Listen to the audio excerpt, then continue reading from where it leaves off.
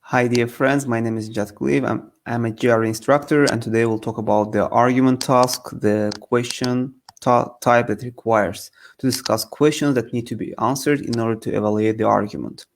So let's get started and let's analyze the given question. So we can see the example of a Maple County that has a problem of being overdeveloped and overpopulated, and they want to, let's say, prevent the development of the existing farmland in their county.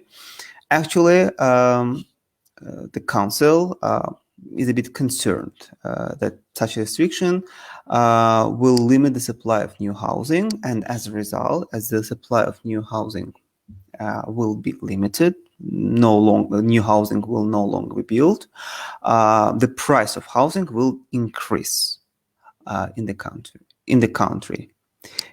sorry. And there are the proponents and the opponents, and we build the argument on the opponents. So the proponents say that Chestnut County, one other county, did the same, but their pricing hasn't changed significantly. But the opponents show the example of another Pine County, and they show that the pricing for this housing has been the price has really changed. It twofold. It doubled. The council currently predict that the proposed measure, if passed, will result in a significant increase. So we have the question that we need to discuss questions that need to be answered in order to decide whether the prediction and the argument on which it is based are reasonable. So we need to analyze on which questions the argument depends, its reasonability, its practicability, so how it's practical, and let's see what should we do. So let me show you the second slide.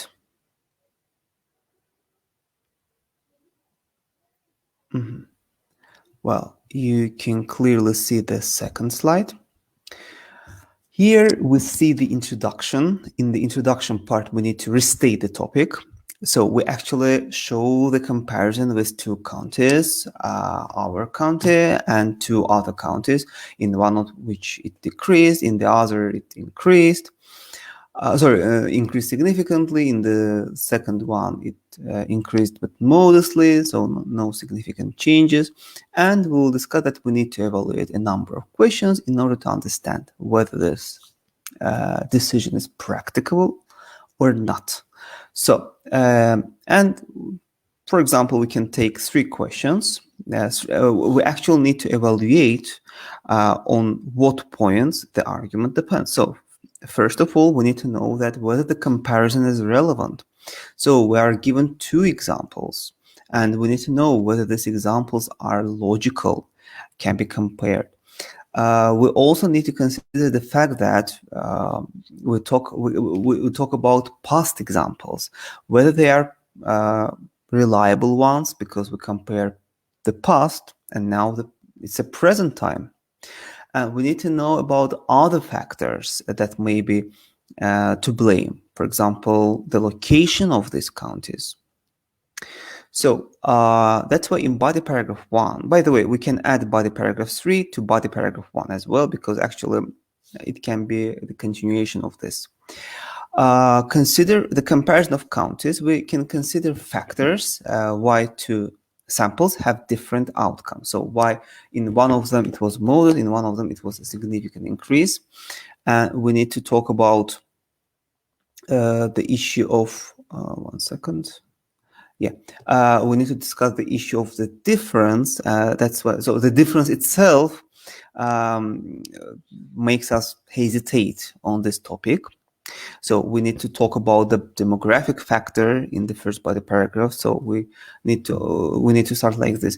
So the first issue raised is the demographic factor in these two counties, and we also need to understand that there is a difference in the outcomes of these two counties. That's why, can we rely on these examples? And we need to discuss this point. Can we rely or not? And consider the demographic factor here, trying to explain the possible outcome, and drawing parallels with the county that we are discussing right now.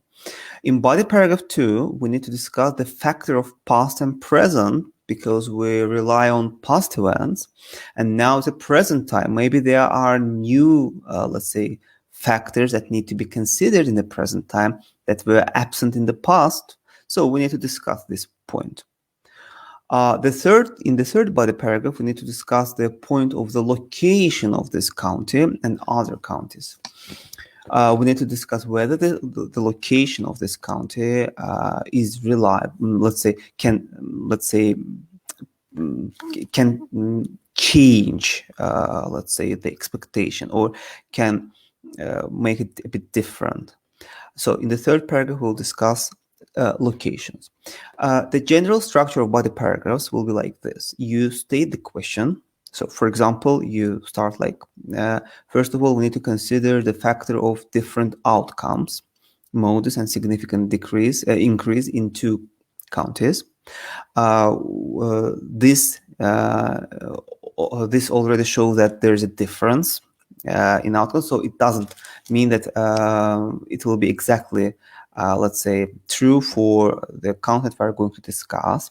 We need to analyze why, let's say, in one county it increased significantly and in the other one it was a modest rise. Maybe the demographic factor is to blame. In one county there were more people, and in the other one, let's say, the population figures were not significant enough, and the pricing didn't change. They weren't attractive.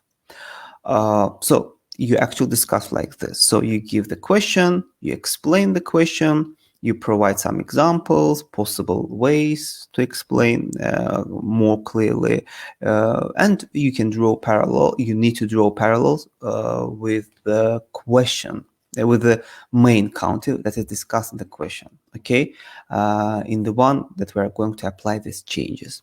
In the conclusion part, you need to restate questions which need to be answered. So in conclusion, we need to discuss the factors about, let's say, demographic issues, past, present examples, location, and all other factors that need to be considered in order to, let's say, say whether this will be really, there will be a real change in pricing or not. That's it for today. Thank you very much for watching. I'll prepare videos for all GRE argument task structures. And please, if you want to see the sample for this question, write in the comments below for me to consider this.